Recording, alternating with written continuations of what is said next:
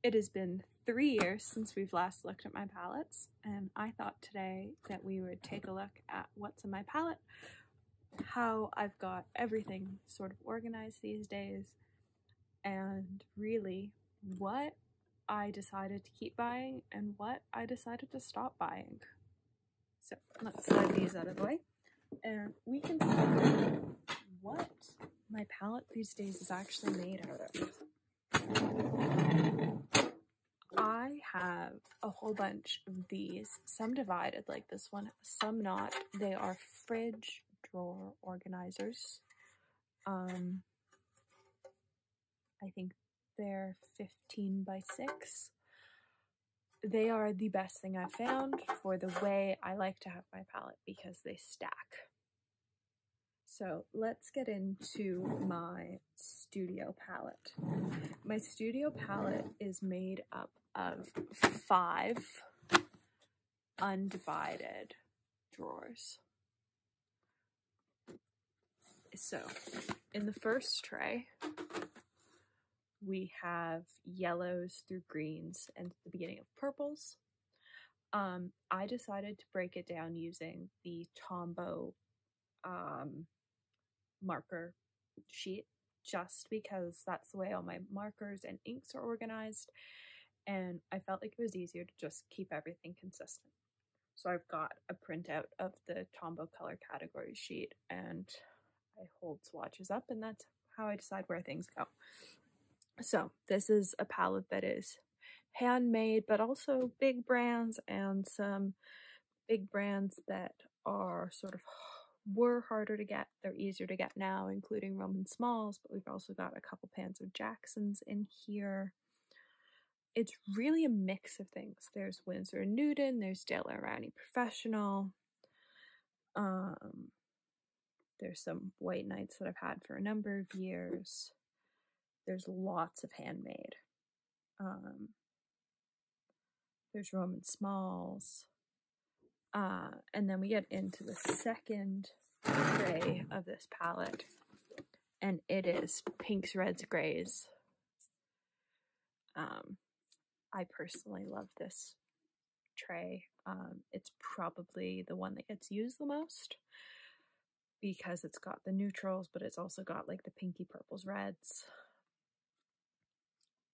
It's got the same sort of color stuff as the other one, but it also has any of the Schmincke colors that I have live in this tray, because I don't actually have that many. Actually, I think Green Earth might be in the other one.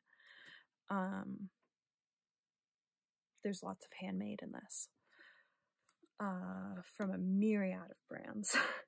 Too many brands. There's no world that anyone needs as many handmade brands as I have, but here we are. Then we get into the specialty trays, and so these are trays of things for either special effects or shimmers. So the first tray is organized the exact same as the matte palette, where it starts in the yellows and goes through the rainbow. I think the only big brand in here are there's a couple of Michaels Artist Loft paints. There's a couple of Daniel Smith genuine paints that are shimmery. And I think there's one Winsor & Newton. But other than that, everything in this palette is handmade and from various small shops all over the world, which I personally think is really cool. It is the cool aspect of these next 3 trays I love. This one though is just like the normal colors of shimmer. This one is normal colors of shimmer. So you've got the browns, you've got like the tans into golds, you've got the whites and the silvers.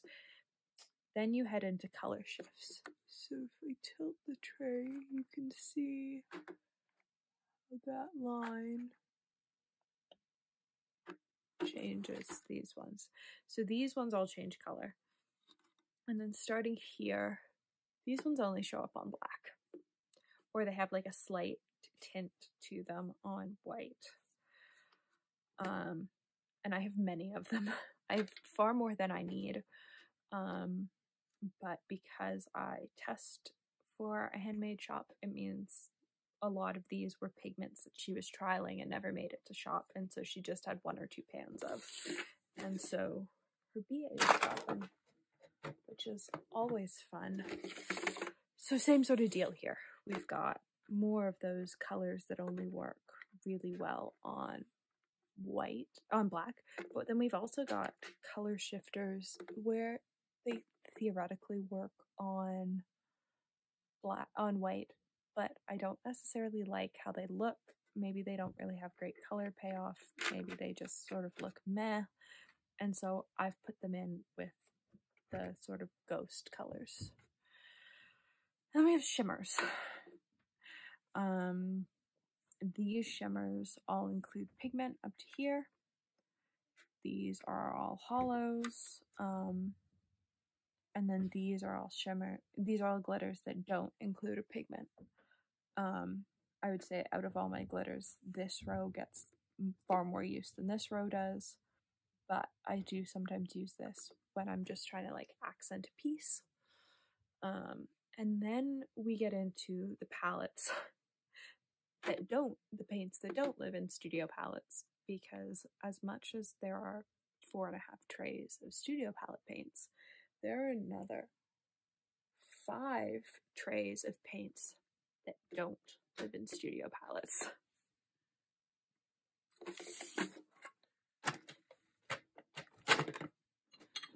So, starting off easy, this is my Art of Soil palette. It's actually a Meaden ceramic palette, and the paints are all from their second sale. And so the paints were imperfect, and that's why some are filled more than others. You just got the dots, and I've melted them into this pan because it was more usable for me. I really like them though. What you'll see as we go along is that lots of the more sort of artisanal brands that I wasn't super sure about, I did start by buying in second sales.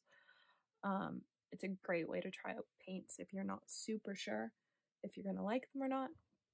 It is one of my favorite ways to test paints, especially if you don't have a large collection from the brand. I tend not to do it if it's a brand that I have lots of paints from, just because then you run into some issues with duplicates. So these are the stack of palettes that live in trays but don't actually live in the studio palette. So let's go through what lives in trays. First off, we have the Beam Birch Cookie. This was a second sale that I got back in the fall, and based off of how much I like this, I ended up purchasing a bunch of the Beam Paintstones. I've gifted Beam Paintstones to people, and my mom now has a huge collection of them. They are fantastic paints. I really enjoy them. Then we have the Art of Soil 12A Walnut palette. So I got this the same time I got the dots, in the same second sale. This was actually what I was going for in the second sale.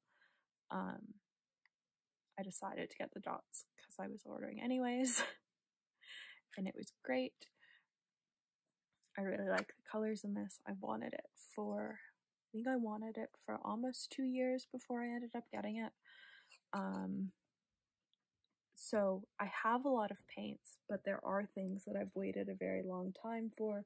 There are paints that have been gifted by small shops. There are paints that I've bought off friends who are destashing their collection, especially in half pans, less in palettes, but there are definitely some, but a lot of them I have purchased at full price. I'd say the majority of them.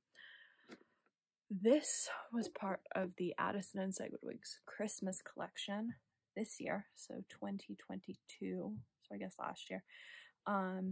it came with my advent calendar. She does a great advent calendar, and I ended up picking one up. I was really happy that I did. It was fantastic. It made me very happy to open a new half pan of paint every morning. And then I have one matte Kuretake pan. As you can see, I don't know if the camera's picking it up. It's cracked. It's shattered. It fell off my desk and broke into a million little pieces. It's not a color I use all that often. I would say it's a color I never use, hence it fell on the floor and broke when I had it on my desk one time. Yeah. It was a color of yellow I needed for something that I couldn't find anywhere else. And it's just never quite the right color of yellow for what I'm doing. Then we get into some more sort of obscure palettes. So this is, opened it upside down, from Lighthouse Cove, who is now Watercolor Collective, which is her color curio palettes. They come empty. You pick your colors from her shop. I went back and forth about this for a while before I ended up picking one up. I think I will mostly use it for travel more than painting at home, though I do really like the colors I picked, so who knows?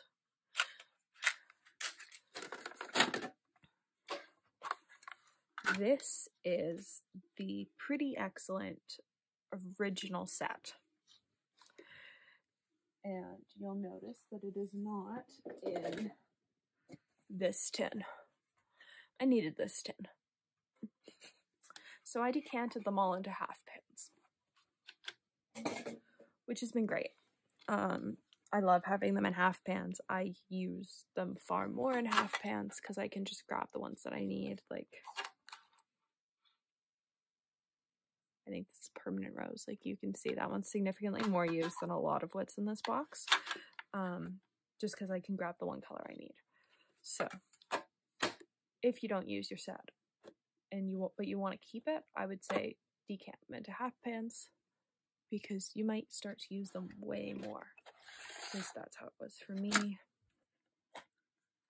Oh, so apparently I have two Kuretake colors. This is the second one. So this is part of my problem, is because I've got a lot of weird pan shapes. An Addison and Sedgwick Squirrel. Great color. It's Musée d'Orsay.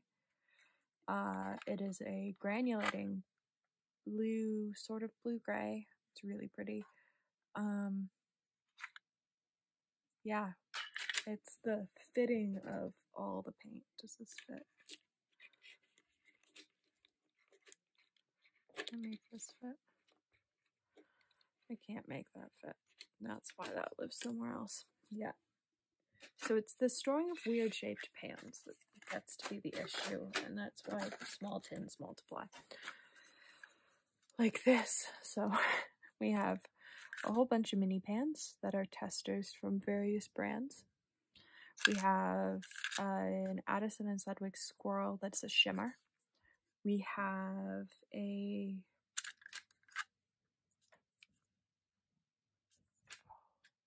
what's their name?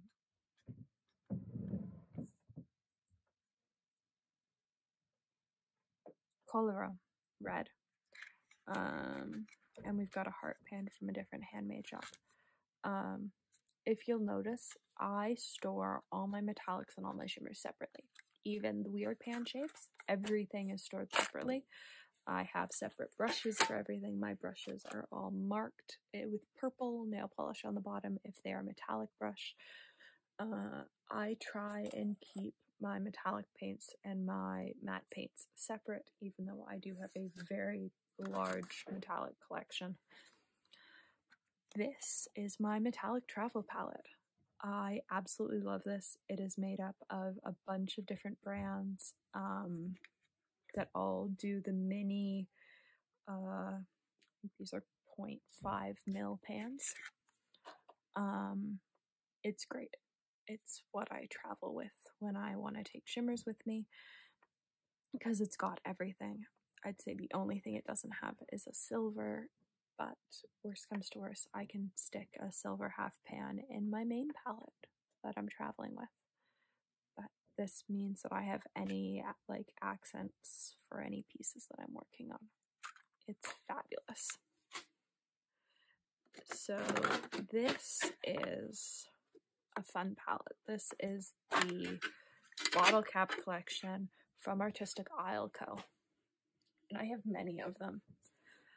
This one's my favorite because this one is basically an entire travel palette. You've got the dark yellow, you've got the light yellow, you've got turquoise, and you've got quin magenta, all in about an inch.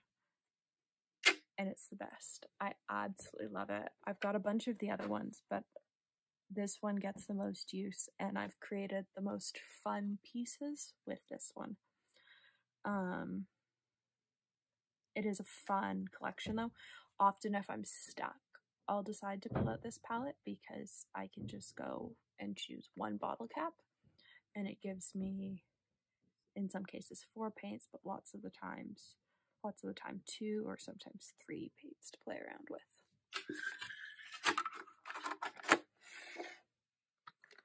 This is another fantastic travel palette. This was a test from a brand, so I'm not going to name whose brand it is because it never got made. It didn't ship particularly well, but it was great. And it had little walls of paint, and I love using it. I've traveled with it. I would say that it travels better in like a pencil case than it seemed to do in the post. Like it didn't travel in the post well, but it's super fun. This is my mini matte palette.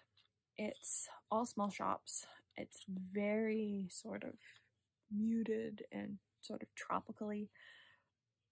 It's practical, but it's also not super practical. There are other colors that I would add to it to make it more user-friendly, but I haven't. I sort of just leave it as it is because when I'm traveling, I tend to travel with a full matte palette of 18 in a 12 case, and a mini shimmer palette, and so this really only gets occasional use. This is a 2-part palette, so I'm going to pull out both parts. This is my 31 purple fish collection. That's the second pan. This is the first pan. They are a small handmade paint shop, and they make the most fantastic paints that I absolutely love. The only thing with them is they don't fit in my palette. They're like little flat eyeshadow pans. And so the best way I've found to store them is actually putting magnets in the bottom of my palette, especially because they're labeled on the back. And so unless you can memorize all your colors, if you stick a magnet on the back, you're sort of stuck to figuring out what's what. I have a huge collection of 31 purple fish paints. I love them. They're sort of hard to get. She only does 2 to 3 updates a month. They sell out fairly quickly. That being said, they are super fun and I really enjoy painting with them. They're probably the palette that gets the most use when I'm just like looking for something to just play around with, especially because most of the colors granulate, and so you can't really control what's going to happen with them. They're especially useful when I'm working in a small area because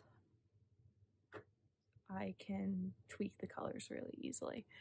So I used them for a card recently where I was using the Cricut to cut out a design, because I knew the design was going to be really small, but I needed it to look like the image had depth, but I didn't really have the space to add a whole bunch of depth, and I wasn't quite sure where the Cricut was going to cut stuff out, and these paints are perfect for that because they can give you that texture.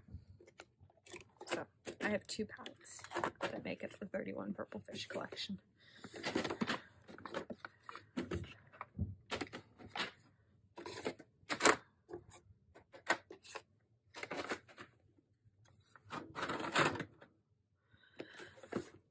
In here we have the blacks and whites and neutral tints that don't fit in my main studio palette. Just because of how it's expanded, it doesn't make sense to set up a full new tray for only a couple paints. That being said, it will probably get a 3rd sheet of shelf of matte paints in the next few months. But until then, they will live in little tins, which is like sort of annoying when you're looking for things, but I will live. This is a Derwent set I got for my birthday. This is the Graphitint set. I love this set. I never know what to do with it. I'm always afraid of smudging what I do with it. I have a sealant. I haven't used it yet with the Graphitint. I need to see if it works. That being said, I do really enjoy that I can erase stuff that I use with this. It looks really cool, and it is definitely a palette that I need to use more. What's this last one? Oh, Kuretake Gold. Lives in its own palette. With gems on the top. And with 1 tray left, because there are so many palettes. Well, I guess 1 tray left. And 1 very special palette that I am going to talk about. Oh, being Paintstones. They're fantastic. A couple times a year they do a sale where you can get random ones, or you can also sometimes get buy one get one. How I got my palette was they did a $20 damage sale, and so for $20 you didn't know what you were going to get, but you were going to get a damaged palette or a selection of damaged Paintstones. It's great, especially if you just want to try out a brand. It's sort of my favorite way to try out a brand is through damage sales, because it doesn't feel like as much of a commitment, and sometimes you discover you absolutely love someone, like Beam. Oh, these are special effects paints that don't live in the special effects palette for a very specific reason. All of these paints glow under blacklight, including the glitter ones here. So I put them in their own tin so that I don't use them with the rest of my paints unless I mean to. Purely because the fact that they glow under black lights, one, I want to be really careful that when I use them, I make sure I clean my brushes afterwards so that I don't contaminate the rest of my matte palette, because the top line is mattes with the UV pigments like sticking around in my brushes. Also, the pieces you can create with these look far cooler if you use them by themselves, in my opinion. Though I did use them once in the past with a combination of other stuff to paint a ghost, and that looked really cool because it looked plain, and then suddenly when black light hit it, it looked all spooky.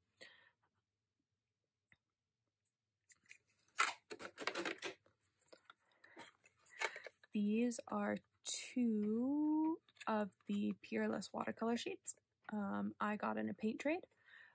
Other than swatching them, I haven't actually used them. I don't really know what to do with them. They're cool. I think if I traveled more, I'd definitely be interested in getting them. It's the same with the Viviva color sheets. Like, they seem really cool, but the way I've set up with my studio palette and stuff, I like painting out of half pans and sets. This is the Derwent Inktense palette set 1. It's another thing that other than swatching, I haven't actually painted with, which I feel bad about because it is a cool set. Like, I like the swatches. I'm not sure what to do with them. I think they'd look really cool in cards sets, like using over stamped designs. I think it's something that I've got to play around with a little bit more.